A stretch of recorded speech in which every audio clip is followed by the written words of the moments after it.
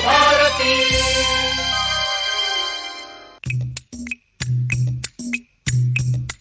पिटारा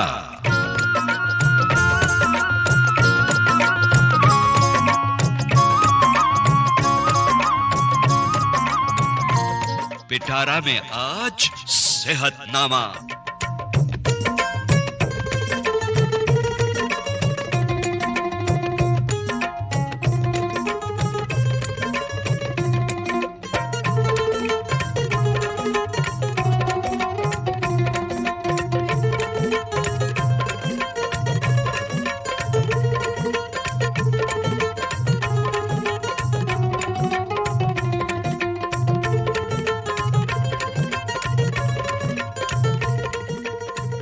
सेहतनामा कार्यक्रम के सभी सुनने वालों को राजेंद्र त्रिपाठी का नमस्कार।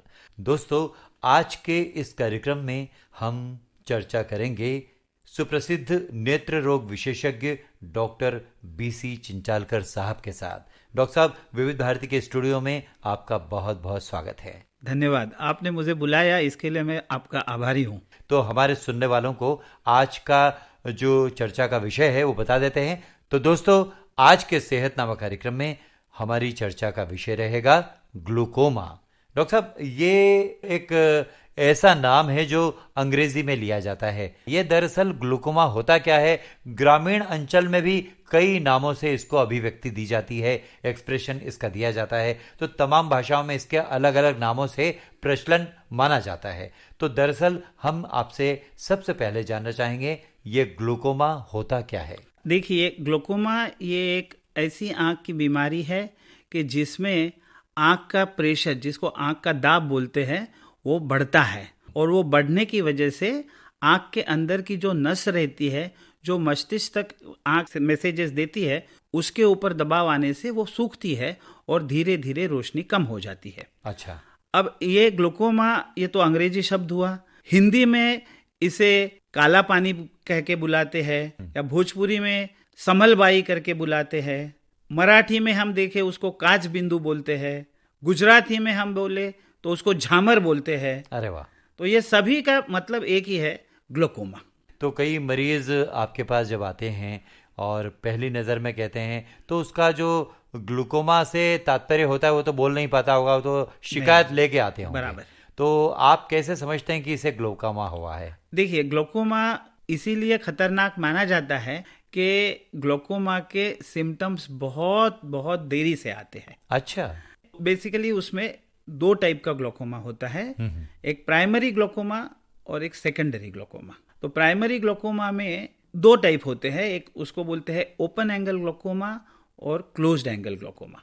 अच्छा, आपका मतलब ये है कि जो प्राथमिक अवस्था होती है ग्लूकोमा की, हाँ जी, और एक द्वितीय चरण होता है उसका, बराबर, जो सेकंड स्टेज में। लेकिन प्राइमरी स्टेज में भी दो प्रकार के होते हैं। हाँ जी, ओपन एंगल और क्लोज एंगल, यानी खुला कोण वाली जो स्थिति होती है और बंद कोण वाली स्थिति तो होती है। उसमें से ऐसे है कि बंद कोण वाली जो स्थिति होती है उसमें मरीज को तकलीफ होती है। मरीज की आंख एकाएक दुखने लगती है, लाल हो जाती है, थोड़ा सा उसको नौशिया हो जाता है, वॉमिटिंग होता है। तो वो तुरंत दौड़ दौड़ के डॉक्टर के पास आते हैं और डॉक्टर देख के जांच कर लेते कि भाई ये ग्लूकोमा है और उसका इलाज बराबर से कर सकते हैं। लेकिन जो ओपन एंगल ग्लूकोमा है उसमें कोई तरह से पेशेंट को तकलीफ होती नहीं है, लक्षण भी नहीं दिखाई देते। लक्षण जब दिखाई देने लगते हैं तो उसमें ऐसा है कि आंख का जो प्रेशर बढ़ने की वजह से आंख की अंदरूनी नस के ऊपर दबाव पड़ता है और वो नस सूखने लगती है। तो उसमें अपना फील्ड ऑफ विजन धीरे धीरे धीरे कम होता है। अच्छा। तो उस हालत में कभी कभी लोग आते हैं कि भाई मुझे सामने तो दिखता है, बाजू का कुछ दिखाई नहीं देता। तो वो एक है कि जिससे ऊपर हमें थोड़ा सा आशंका हो जाती है कि भाई ये ग्लूकोमा हो सकता है। या क्रॉनिक हेडेक, थोड़ा थोड़ा सरदर्द हमेशा रहता है, आंख का प्रेशर बढ़ने की वजह से थोड़ा थोड़ा सरदर्द रहने लगता है। ये मेन लक्षण है। ये तो आपने बताया, लेकिन जैसे आपने एक जिक्र किया कि उसमें सामने की जो ऑब्जेक्ट है वो सब दिखाई देते हैं। हाँ जी। लेकिन आसपास के जो ऑब्जेक्ट हैं उसको देखने में, जैसे घोड़े की स्थिति होती है, बराबर, उसको लगाम लगा दिया थी तांगे में, हाँ जी, तो वो उसको ढक दिया जाता है, बराबर, वो केवल सामने देखे चलता है। वही हालत हो जाती है, क्योंकि ये जो ऑप्टिक नर्व है उसमें करीबन 1 मिलियन 10 लाख मज्जा तंतु रहते हैं ओहो। एक आंख में, और वो सब मस्तिष्क तक जाते हैं। अब जब आंख में प्रेशर बढ़ता है तो बाजू वाली मज्जा तंतु पहले खराब हो जाती है, फिर धीरे धीरे बीच वाली होती है। तो जब बाजू वाली जब कम हो जाएगी तो उतने हिस्से में मरीज को दिखाई नहीं देगा। दूसरी बात, ग्लोकोमा के लिए ये बहुत जरूरी है कि आमतौर पे आंख के डॉक्टर के पास जाने के बाद जो नॉर्मल रूटीन एग्जामिनेशन होती है उसी में डॉक्टर खुद जान के देखता है भाई इसको ग्लोकोमा तो नहीं है, और उसी तरह से उसके टेस्ट करवाए जाते हैं और फिर पता चलता है भाई ये ग्लोकोमा है। अच्छा, आपने ये जिक्र किया कि इसको कई भाषाओं में ग्लूकोमा को अलग अलग नाम दिए गए हाँ हैं। जी। जैसे काला पानी का जिक्र किया, बराबर। तो जब पानी शब्द जुड़ गया है, हाँ जी, तो वाकई में क्या आंख से पानी बहने लगता है? हाँ वही मैं बताने वाला था। अपने आंख के में सामने वाला जो हिस्सा होता है जिसके हम दीदा बोलते हैं, और उसके अंदर काला हिस्सा है उसमें पुतली रहती है। तो ये जो आपका जो दीदा है और आंख के अंदर की जो लेंस जो नेत्रमणि रहते हैं, ये दोनों जो भाग है आंख के, उसमें कोई भी खून की नली नहीं रहती, क्योंकि ये ट्रांसपेरेंट होना जरूरी है, पारदर्शी होना जरूरी है, क्योंकि इनके जरिए से ही लाइट अंदर जाती है। ये कैमरा है। ये कैमरा है। अब इसमें यदि खून की नली आप दे देंगे तो उसका पारदर्शकता कम हो जाता है। तभी जब इसमें खून की नली नहीं है तो उनको ऑक्सीजन है या बाकी के न्यूट्रिएंट्स है ये पहुंचाने के लिए दूसरी व्यवस्था करनी जरूरी रहती है। तो कुदरत ने ऐसी व्यवस्था की है, एक तरह का द्रव जिसको एक्वियस ह्यूमर कहा जाता है, ये आंख के अंदरूनी हिस्से में तैयार होता है, पूरे आंख में फैलता है और एंगल ऑफ द आई से आंख के कोने से बाहर निकल जाता है। तो ये पूरा डायनेमिक पूरा सर्कुलेशन रहता है, जितना बनता है उतना ही बाहर जाता है। तो ये जब बैलेंस रहेगा तो आंख ठीक ठीक काम करेगी। अभी किसी कारणवश जो आंख के अंदर जो द्रव पदार्थ बनता है, जो आंख के अंदरूनी हिस्सों को न्यूट्रिशन पहुंचाता है, ये बाहर जाने के रास्ते में किसी वजह से रुकावट आ गई, कोई ब्लॉक हो गया, तो उस वजह से फिर वो अंदर का द्रव बढ़ जाएगा और उसकी वजह से आंख का प्रेशर बढ़ जाएगा और उसकी वजह से नसों पर असर हो जाएगा। ये तो वही बात हो गई कि कोई नाला बहता है और वो बहते हुए पानी को, गंदे पानी को भी ले जाता है, लेकिन अगर बीच में कचरे की रुकावट आ गई या किसी भी कारण से ब्लॉक हो गया तो बदबू शुरू हो जाएगी। बिल्कुल, बदबू शुरू हो जाएगी और वो फैल जाके बाजू की जमीन भी खराब कर देगा। जी। तो वही होता है ग्लोकोमा में। ये आपने बहुत ही आसान शब्दों में बता दिया ताकि हमारे ग्रामीणतम इलाकों में रहने वाले लोग जो काला पानी कहते हैं या अन्य नामों से इस बीमारी को पुकारते हैं, जानते हैं, पहचानते हैं, समझते हैं, तो वो भी जान जाएं कि ये ऐसा क्यों होता है। डॉक्टर साहब, आपने चर्चा में बताया था कि जो लक्षण दिखाई देते हैं ओपन एंगल में कम दिखाई देते हैं और बाद में ज्यादा दिखाई देते हैं, तो उन दोनों अवस्थाओं में जो दूसरा चरण है उसके पहले क्या लक्षण होते हैं प्रथम दृष्टि में कि भाई ये ग्लोकोमा तो नहीं है? हाँ, जैसे मैंने बताया कि जो क्लोज्ड एंगल ग्लोकोमा होता है उसमें पेशेंट को आंख दर्द होने लगती है, सडन एकदम यकायक आंख दर्द होने लगती है, आंख से पानी आने लगता है, सरदर्द होता है, तो वो जल्दी आके डॉक्टर से सलाह लेते हैं। दूसरी बात ये तो हो गया प्राइमरी ग्लोकोमा के बजाय। अब उसमें दूसरा एक प्रकार का ग्लोकोमा है जिसको बोलते हैं हम सेकेंडरी ग्लोकोमा। ये सेकेंडरी ग्लोकोमा आंख की दूसरी कोई बीमारी की वजह से ग्लोकोमा हो सकता है। अच्छा, जैसे कि मानिए कि आंख का जो अंदरूनी काला दीदा है उसके ऊपर कभी सूजन आ जाती है, इन्फ्लेमेशन हो जाता है, तो उसकी वजह से भी अंदरूनी पानी बाहर जाने का रास्ता है वो उसमें रुकावट आके उसको ग्लोकोमा हो सकता है। दूसरी बात, डायबिटीज के मरीजों को हम खास तौर से देखते हैं, क्योंकि डायबिटीज बहुत सालों से जिनका डायबिटीज है या डायबिटीज उनका ऊपर नीचे होता है, नियंत्रित नहीं है, उन लोगों को अक्सर देखा जाता है कि आंख में नई खून की नली बनना शुरू होती है। ये खून की नली आंख के पर्दे पर भी बनेगी जिससे आंख का पर्दा खराब हो सकता है, या खून की नली ये एंगल है जहां से ये द्रव बाहर जाने का रास्ता है उसमें भी ये खून की नली बनती है और उसकी वजह से भी आंख का प्रेशर बढ़ सकता है। इसको हम बोलते हैं neovascular glaucoma. New is new, vascular is blood vessels. तो नई ब्लड वेसल्स तैयार होने की वजह से जो रुकावट होती है उसको न्यू।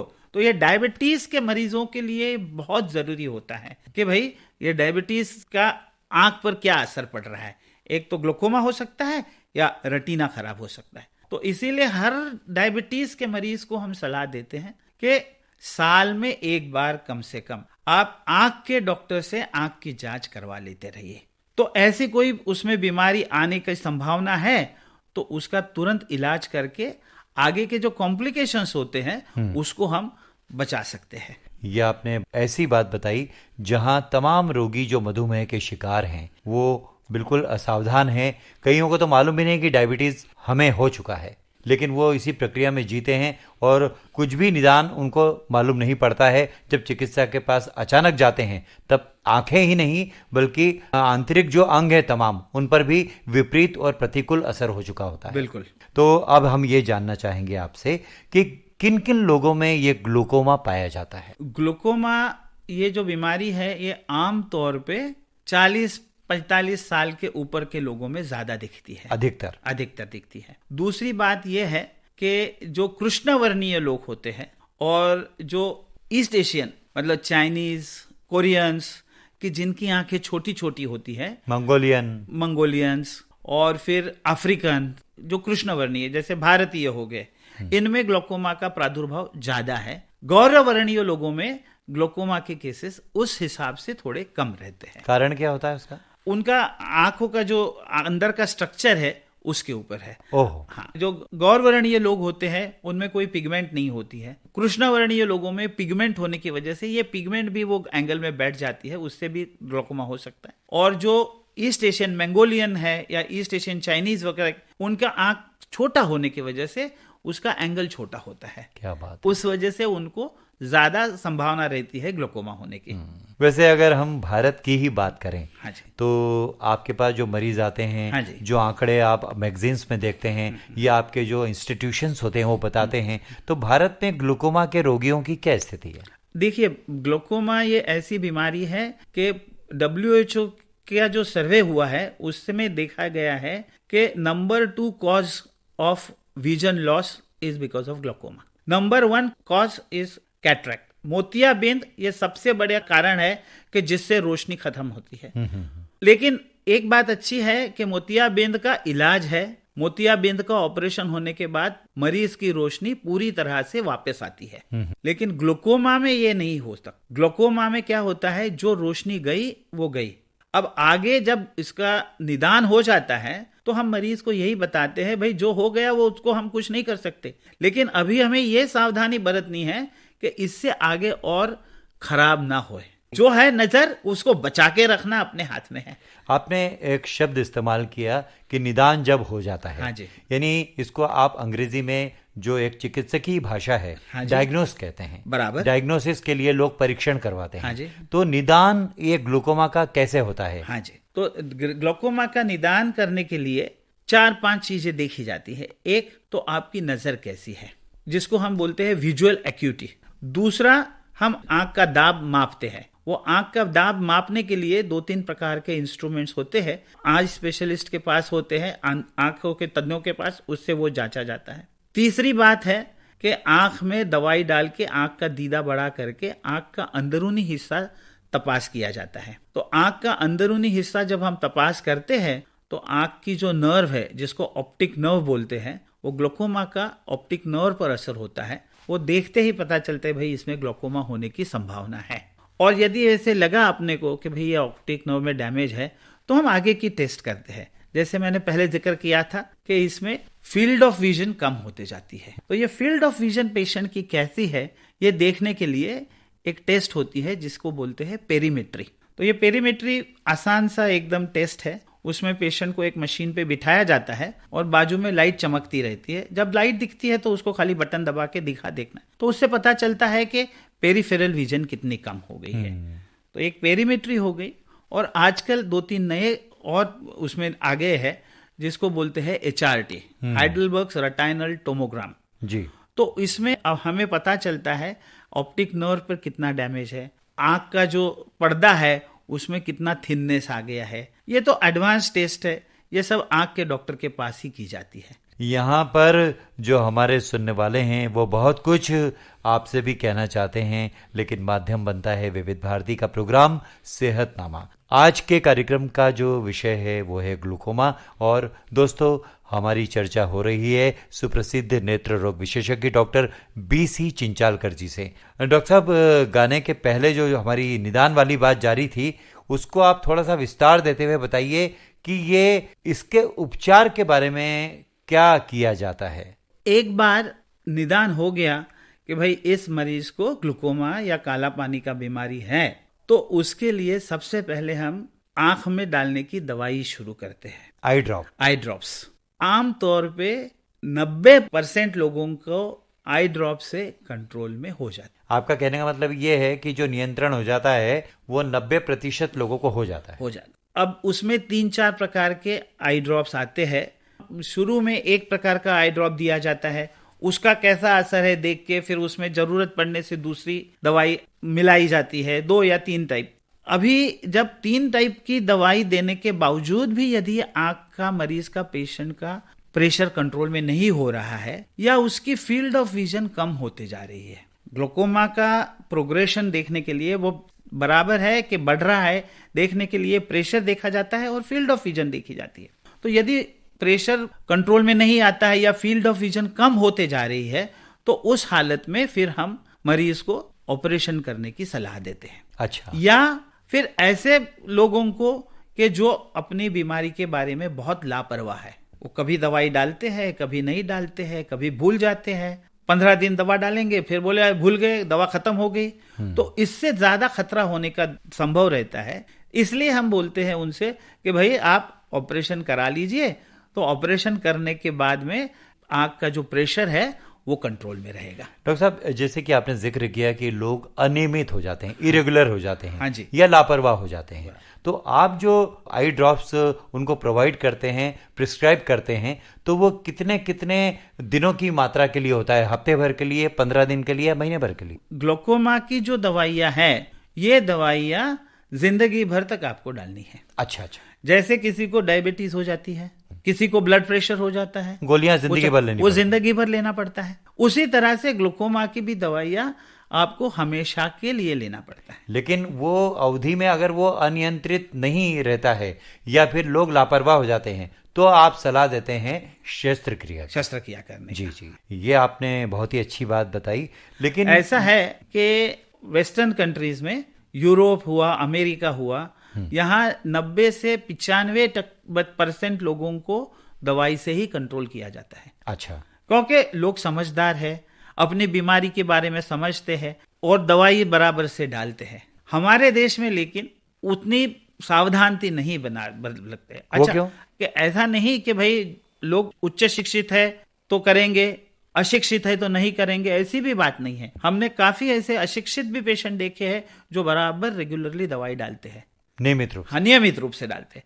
लेकिन उच्च शिक्षित होने के बावजूद भी बोलते गूगल पे देख लेंगे, ये करेंगे। अच्छा, वो सबसे खतरनाक बात है। इसका मतलब ये बात धीरे धीरे रफ्तार जुड़ रही है सेल्फ मेडिकेशन के उठाए और गूगल माता के दर्शन। बस, डॉक्टर गूगल सबके पास है आज। तो ये तो आपने बड़ी अच्छी बात बताई। और सुनने वालों से भी हम गुजारिश करेंगे कि जब भी ऐसी कोई क्षतिग्रस्त करने वाली आंख को बात होती है तो तुरंत चिकित्सक से मिलिए। अपनी जो राय है या दोस्तों की राय को ना अपनाइए, ना ही कोई दवा खुद जाकर केमिस्ट से लेकर डालने लग जाए। ये बहुत अच्छी बात अभी आपने दोहराई कि खुद होके दवाई डालना बहुत खतरा है। हमारे देश में खुद होके दवाई डालने का प्रमाण बहुत ज्यादा है और वो दवाइयों में यदि स्टेरॉइड्स होते हैं तो उससे ग्लूकोमा होने का संभव बहुत ज्यादा रहता है। जी। जैसे थोड़ी सी आंख आती है, आंख लाल हो जाती है, तो लोग जाके सीधा केमिस्ट के पास से कोई स्टेरॉइड वाली दवाई ले लेते हैं। जी। वो स्टेरॉइड होने की वजह से 2 दिन में आराम पड़ता है, तो वो दूसरे को बोलते भाई ये दवा अच्छी है तो आप डाल दो। और ज्यादा दिन ये स्टेरॉइड्स डालने की वजह से तो ग्लूकोमा हो सकता है, दूसरा मोतियाबिंद भी हो सकता है। इसीलिए हम हमेशा बोलते हैं सेल्फ मेडिकेशन कभी भी नहीं करनी चाहिए। बिल्कुल डॉक्टर साहब, बिल्कुल आंखें हैं तो जिंदगी रोशन लगती है, बराबर। लेकिन जब काला पानी से अगर ग्रसित हो गई तो फिर जिंदगी मुश्किल हो जाती है।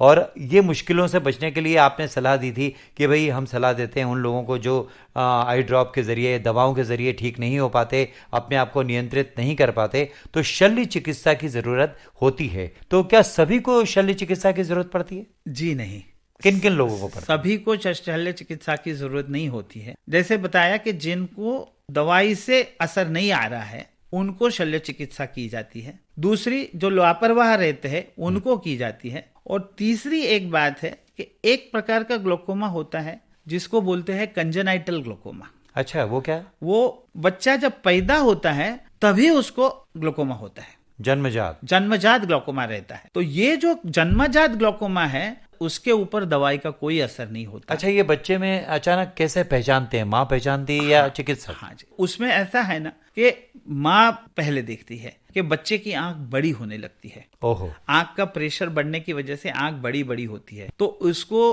अंग्रेजी में एक नाम है बुल्स आई। बैल के आंख की जैसी वो बड़ी बड़ी होने लगती है। जी जी। और आंख का जो काला दीदा है वो पारदर्शी होता है, वो धीरे धीरे क्लाउडी बनते जाता है, धुंधला हो जाता है। बच्चा कुछ देखता नहीं है, पता भी, और फिर बच्चा लाइट को नहीं देख पाता, खाली आवाज के तरफ मुंह हिलाएगा लेकिन लाइट को फॉलो नहीं करेगा। या माँ के दूध वाली स्थिति को वो इधर उधर मुंह में मारता है ताकि पता चलता है कि सही दिशा में नहीं है। तो उस हालत में, या समझो एक ही आंख में ग्लूकोमा है तो एक आंख बड़ी हो गई, एक आंख छोटी हो गई, कि मरीज के माँ बाप दौड़ के आते, भाई एक आंख बड़ी है एक आंख छोटी है, क्या है? तो ऐसे ये जो कंजेनाइटल ग्लोकोमा है इसको दवाई से फर्क नहीं पड़ता है, इनको ऑपरेशन ही करना पड़ता है। ऑपरेशन की जब सलाह दी जाती है हाँ तो व्यक्ति या मरीज या उसके घर वाले, समाज वाले मानने लगते हैं कि यह क्लाइमैक्स है, सब सलाह देने लगते हैं। लेकिन हम ये जानना चाहेंगे आपसे कि शल्य चिकित्सा के पश्चात क्या मरीज पूरी तरह से ठीक हो जाता है? देखिए, ग्लूकोमा का हमारा एक ही उद्देश्य है, ये प्रेशर को कम रखने के लिए, कंट्रोल में रखने के लिए। आमतौर पे 20 मिलीमीटर का प्रेशर नॉर्मल कहलाता है। अच्छा, 20 के ऊपर, 24 के ऊपर जब जाता है तो उसको हम ग्लूकोमा बोलते हैं और उसको दवाई शुरू करते हैं। अब ये जो ऑपरेशन करते हैं, ये ऑपरेशन में हम एक नया रास्ता बनाते हैं जहां से ये अंदरूनी द्रव बाहर आ सके। तो जब ये नया ऑपरेशन हुआ है तो वो तो कंट्रोल में आ जाएगा, लेकिन बाद में किसी वजह से ये फिर से बंद भी हो सकता है, तो फिर दोबारा भी ऑपरेशन करना पड़ता है। आमतौर पे 10-12 साल तक ऑपरेशन के बाद में कोई तकलीफ नहीं होती है। लेकिन इसका मतलब ये नहीं है कि एक बार मैंने ऑपरेशन कर लिया अभी मैं सब भूल जाऊंगा। उसके बाद भी ग्लूकोमा को मरीज को नियमित रूप से डॉक्टर को दिखाना, आंख का प्रेशर का जांच करना,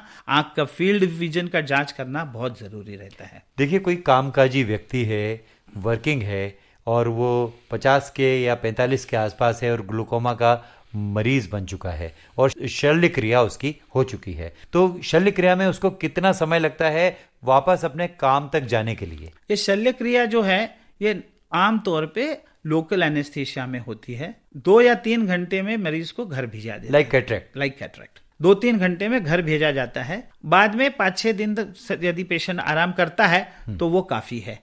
उसके बाद वो अपना रोज का काम बराबर से कर सकते हैं। पहले ऐसा कहा जाता था कि भाई धूल से बचाइए, पोल्यूशन से बचाइए, ग्रीन सा कपड़ा बांध दिया जाता था, फिर ब्लैक कपड़ा भी इसको सजेस्ट कहते हैं। लेकिन आजकल क्या रवैया है चिकित्सकों का? क्या चश्मा लगाते हैं या क्या होता है? देखिए, पहले जमाने में ज्यादा से तो आंख का जो ऑपरेशन रहते हैं वो मोतियाबिंद के होते थे। मोतियाबिंद के ऑपरेशन में पहले के जमाने में जब ऑपरेशन होते थे तो उसमें सबसे पहले तो टाके भी नहीं लेते थे, बाद में वो टाके लेने लगे। तो ये धूल से बचने के लिए उसको काला कपड़ा या लगाते थे या हरा कपड़ा देते थे। आजकल अभी नया पद्धति का जो ऑपरेशन हम करते हैं लेजर का या फेको इमल्सिफिकेशन बोलते हैं, तो उसमें आंख पे छोटा सा बहुत छेद होता है, तो उसमें इन्फेक्शंस होने के चांसेस बहुत कम रहते हैं। हीलिंग भी बहुत जल्दी हो जाती है, इसे आसान है, इसीलिए काला चश्मा देते हैं। वैसे ग्लूकोमा का भी ऑपरेशन होने के बाद 8-10 दिन काला चश्मा लगाना पड़ता है। डॉक्टर साहब, ग्लूकोमा की बात आपने बहुत ही विस्तार से बताई है और शल्य क्रिया तक हम पहुंच गए हैं, लेकिन एक बार फिर से हमारे कई जो सुनने वाले हैं अगर देर से रेडियो ट्यून किया है तो ये बता दीजिए ये क्यों होता है, किस प्रकार का होता है? ग्लूकोमा क्यों होता है ये कोई जानता नहीं, किसको होता है ये भी हम जान नहीं सकते। इसकी कोई वजह से नहीं कि इस वजह से ये ग्लूकोमा हुआ। प्राइमरी ग्लूकोमा जो है वो क्यों होता है वही बता नहीं सकता। जैसे सेकेंडरी ग्लोकोमा है, वो तो भाई आंख की कोई बीमारी है, उसका कॉम्प्लिकेशन होके होता है, लेकिन प्राइमरी ग्लोकोमा के लिए कोई उसकी ये नहीं लक्षण कि भाई इसके इनको होगा इनको नहीं होगा। इसीलिए सबसे जरूरी है कि आप जब भी आंख की जांच करवाएं तो आंख के डॉक्टर के पास कराइए। आमतौर पे हम देखते हैं लोग जाते हैं चश्मे वाले के पास और चश्मे का नंबर निकलवा लेते हैं, बराबर। चश्मे का नंबर निकलवाने जो ऑप्टोमेट्रिस्ट होते हैं उनको ट्रेनिंग खाली चश्मे का नंबर निकाल के देने का है, वो काम वो बराबर करते हैं, उसमें कोई संदेह नहीं कि वो काम, लेकिन आंख में जो दूसरी कोई बीमारी है उसके बारे में उनको पता नहीं चलता और वो जल्दी पकड़ नहीं सकते, क्योंकि वो नेत्र रोग विशेषज्ञ नहीं है। वो तो खाली ऑप्टोमेट्री का ट्रेनिंग किए हुए है, उनको पता है इतने पॉइंट का चश्मा यहाँ लागू, पॉइंट का चश्मा देना है। तो इसीलिए सब लोगों को मेरा यही कहना है 2-3 साल में तो हो ही ना, एक बार आंख के विशेषज्ञ से आपकी आंख की जांच करते रहिए। ये बहुत अच्छी बात बताई आपने कि प्राइमरी हेल्थ सेंटर के पास भी आप जा सकते हैं, जो स्वास्थ्य केंद्र बने हैं, और अब तो चिकित्सा की इतनी सुविधाएं मौजूद हैं। बहुत सारी एनजीओज है जो फ्री में आई कैंप लगाते हैं, या चैरिटेबल हॉस्पिटल्स चलते हैं जहां बहुत ही कम चार्ज में आंख की जांच होती है, जहां सब आई सर्जन्स और शल्य चिकित्सक आके मानद सेवा देते हैं। तो वहां भीड़ तो जरूर होगी वहां, लेकिन अच्छी तरह से जांच तो हो जाएगी। जी। तो हमारे सुनने वालों ने ये बात तो जरूर सुनी होगी, लेकिन डॉक्टर साहब यहाँ एक प्रश्न मेरे दिमाग में उभर रहा है कि तमाम सारी ये बीमारियां हो जाती हैं, जैसे ग्लूकोमा हो गया, तो कोई ना कोई नियंत्रण में रखने के लिए कुछ तो उपाय होंगे कि भाई ये कंट्रोल में कैसे आ जाए। देखिए, क्यों होता है ये हम पहले से बोल नहीं सकते, किसको होता है ये भी बता नहीं सकते, तो इसका रेगुलर जांच करने पे पता चलता है। एक बार मालूम हो गया हमें हम ग्लोकोमा के मरीज है या हमें ग्लोकोमा है, तो उसके लिए नियमित रूप से दवाई करना, नियमित से जांच करना, यही महत्व रखता है। अच्छा, इसमें ऐसा कुछ नहीं जैसे तेज रोशनी से बचना या चिल्लाने से बचना, ऐसा कुछ है? देखिए, तेज रोशनी से इतना असर तो नहीं होता है आंख के ऊपर, मतलब ग्लोकोमा के ऊपर इसका कोई ज्यादा असर नहीं होता है, या जोर से चिल्लाने से आंख का प्रेशर नहीं बढ़ेगा, ऐसा कुछ नहीं। ऐसा कुछ ये सब भ्रांतियां हैं। हाँ, क्योंकि कई लोग मिथ पाल लेते हैं। हाँ जी, कि भाई आपका बोलने का काम है, आप बहुत जोर से बोलते हैं, हाँ, तो ये बीमारी हो गई। नहीं, आप बहुत ज्यादा लाइट में रहते हैं, हाँ, सनलाइट की ओर देख लिया तो ये हो गया। नहीं, ऐसा इसकी वजह से ग्लोकोमा नहीं हो सकता। ज्यादा लाइट को एक्सपोजर होने की वजह से दूसरी बीमारी हो सकती है आंख की, लेकिन जैसे आंख में शुष्क बन आ जाता है, ड्राइनेस जिसको बोलते हैं, जिनको कंप्यूटर पे ज्यादा काम करते हैं या ज्यादा मोबाइल देखते हैं, उनको ये हो सकता है, लेकिन ग्लोकोमा नहीं हो सकता। ये बहुत अच्छी बात बताई आपने, और इस तमाम सारी भ्रांतियों को आपने तोड़ा, बहुत ही आसान शब्दों में बता दिया कि ऐसे कोई मिथ पालने नहीं चाहिए। बिल्कुल नहीं। और जैसे ही आपको लगे कि आंख में कोई भी व्याधि हो रही है, एक ड्राइनेस हो रही है, खुजली चल रही है, तो भी चिकित्सक से मिले। बिल्कुल। लेकिन ग्लूकोमा नामक जो बीमारी है डॉक्टर साहब, उसको एक और नाम दिया गया है वैज्ञानिकों की ओर से, या कहें कि विशेषज्ञों की ओर से, साइलेंट किलर या थीफ ऑफ विजन। ऐसा क्यों कहा जाता है? जी हाँ, ये बहुत ही अच्छा सवाल आपने पूछा है। देखिए, ग्लूकोमा में कोई भी सिम्टम्स नहीं होते, वो धीरे धीरे आंख की नजर को कम करता है। ये धीरे धीरे आंख की नजर कम होती है दूसरी एक बीमारी में जिसको मोतियाबिंद बोलते हैं। मोतियाबिंद में भी धीरे धीरे नजर कम हो जाती है, लेकिन मोतियाबिंद का ये है कि जब हम ऑपरेशन करके मोतियाबिंद निकाल के वहां दूसरी लेंस लगवा देते हैं तो पहले जैसे 100% रोशनी वापस आ जाती है। लेकिन ग्लूकोमा में जो रोशनी गई, वो फिर से आती नहीं, और उसके कोई सिम्टम नहीं होते, उसका कोई तकलीफ नहीं होता है मरीज को। इसीलिए इसको बोलते हैं कि silent thief of the vision. धीरे धीरे वो नजर आपकी चुराते जाता है। डॉक्टर साहब, वर्ल्ड ग्लूकोमा डे, इस तरह की जो एक सेलिब्रेशन होती है WHO की ओर से, जैसे ये सप्ताह ही मनाया जा रहा है जो कि ग्लूकोमा का, इसमें जागरूकता फैले, सावधानियां रखी जाएं, तो इसके बारे में आप क्या कहना चाहेंगे कि वर्ल्ड ग्लूकोमा डे आखिर मनाने का तात्पर्य क्या है? देखिए, WHO ने ये देखा कि उनके जो विविध सर्वे हुए उसमें ये जाना गया कि glaucoma is number 2 cause for the blindness in the world. तो इसके बारे में अवेयरनेस बढ़ाने के लिए ये मनाया जाता है। दूसरा, ये ग्लूकोमा वीक में आमतौर पे WHO का कहना है कि भाई आप बहुत सारी हॉस्पिटल्स में पेशेंट्स को आप एजुकेट कीजिए, उनको जानकारी दीजिए, उनका आंख का प्रेशर जांच कीजिए। तो इस तरह से हमारी जो ऑल इंडिया ऑफ्थेल्मिक एसोसिएशन है, उसकी तरह से हर साल में ग्लूकोमा वीक में पेशेंट्स के लिए मुफ्त में या रियायती दरों में ग्लूकोमा चेकअप का आयोजन किया जाता है। भारत में कितना किया जाता है? भारत में भी काफी होने लगा है अभी। भारत में भी पिछले साल तो बहुत बड़ी पैमाने पे हुआ, इस साल भी बहुत बड़े पैमाने पे होगा। इसका मतलब ये जो एनजीओज भी मिलते हैं इसमें? एनजीओज भी मिलते हैं, ऑल इंडिया ऑफ्थेल्मिक एसोसिएशन भी उसमें बहुत काम कर रही है। आपने जहाँ तक कहा कि भाई ये अवेयरनेस है, जागरूकता है, सावधानी रखने का जो एक चमत्कार वाला एक किस्सा हो जाता है कई बार कि इतने लोगों की जांच की गई, तो आंखों की जांच करते समय क्या क्या सावधानियां रखी जानी चाहिए, बतौर एक चिकित्सक आप जरूर बताना चाहेंगे? हाँ जी, आंखों की जांच करते समय एक तो हम जैसा देखते हैं कि भाई उसकी एक्यूटी ऑफ विजन कितनी है, उसको बराबर जितना दिखना चाहिए उतना दिखता है कि नहीं, यदि उसकी दृष्टि का जो क्षेत्र है उतना ही होना चाहिए। दूसरी, यदि वो कम दिखता है तो किस वजह से कम दिखता है। भाई चश्मा लगाने से उसकी नजर सुधरती है तो उसको चश्मा दिया जाएगा, या यदि दूसरी कोई कारणवश उसकी नजर कम हो गई, जैसे मोतियाबिंद हो गया है या आंख का पर्दे का कोई प्रॉब्लम है, तो उसका इलाज होगा। या जैसे मालूम पड़ा कि भाई ये ग्लूकोमा है, तो उसको हम समझाएंगे भाई आपको ऐसी ऐसी बीमारी है और इसकी आपको जिंदगी भर तक दवाई करनी है, ये थोड़ी दिन किए थोड़े दिन छोड़ दिए ऐसे करने से नहीं होता है। जी जी जी। तो ये बहुत जरूरी है, पेशेंट एजुकेशन, पेशेंट को समझाना बहुत जरूरी है। तो हर ग्लूकोमा पेशेंट के साथ मैं 10 मिनट ज्यादा वक्त करता हूँ और उनको और उनके परिवार को मैं समझाता हूँ।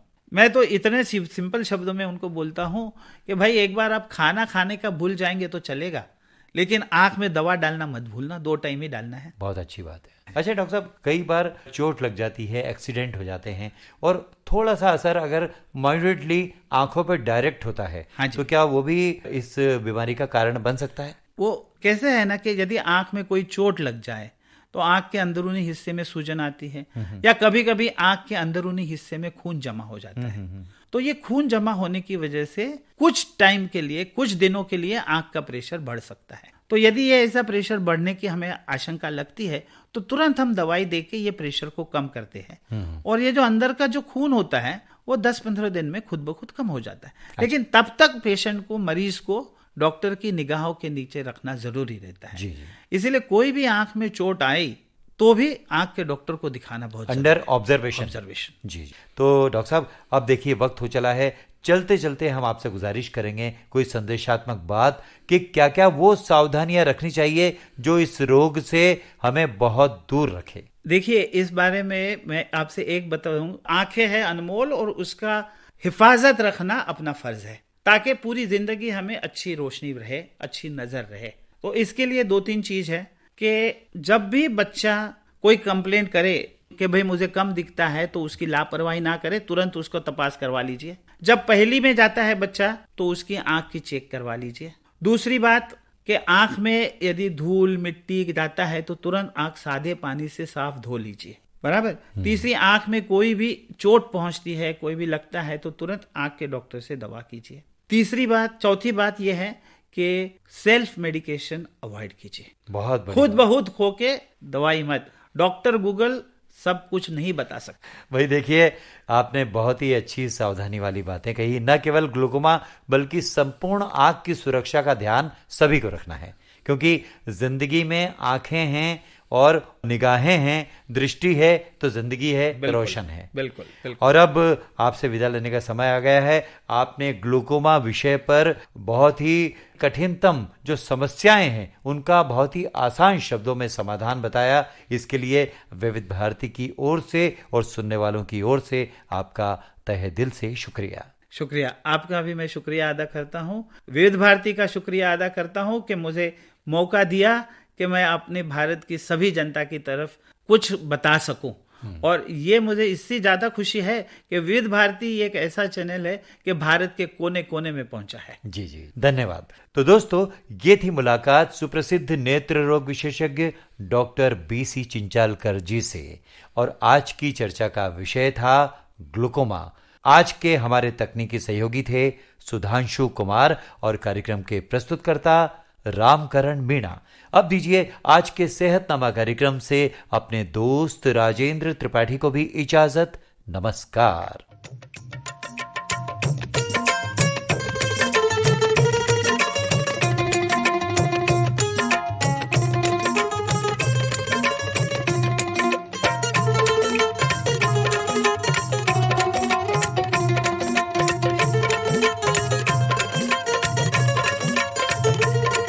आज के पिटारे में था सेहतनामा, जिसकी बारी पिटारे में हफ्ते में सिर्फ एक दिन आती है। वैसे पिटारा तो सातों दिन खुलता है। हर रोज सुनिए।